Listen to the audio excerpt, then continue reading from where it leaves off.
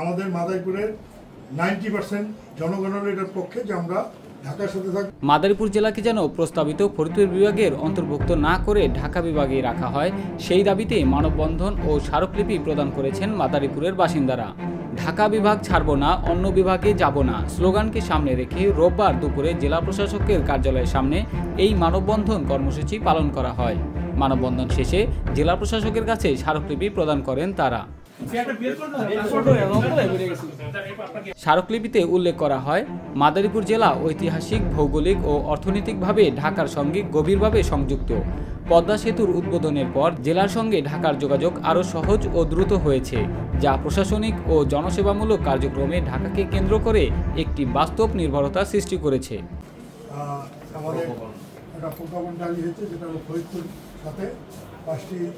মাদারীপুরবাসীর মতে জেলার জীবনযাত্রা, শিক্ষা, স্বাস্থ্য, কর্মসংস্থান, ব্যবসা বাণিজ্য ও প্রশাসনিক কর্মকাণ্ড সবই ঢাকা কেন্দ্রিক।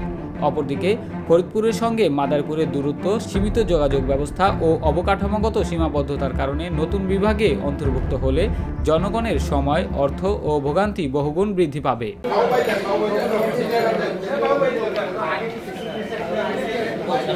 স্মারকলিপিতে আরও বলা হয়েছে, স্থানীয় জনমতকে উপেক্ষা করে প্রশাসনিক সিদ্ধান্ত নেওয়া হলে তা গণতান্ত্রিক মূল্যবোধের পরিপন্থী হবে। তাই জনগণের ইচ্ছা ও বাস্তবতার আলোকে মাদারীপুর জেলার সর্বস্তরের মানুষ বিনীতভাবে সরকারের প্রতি মাদারীপুর জেলাকে বর্তমানের ন্যায় ঢাকা বিভাগের সাথেই সংযুক্ত রাখা হোক।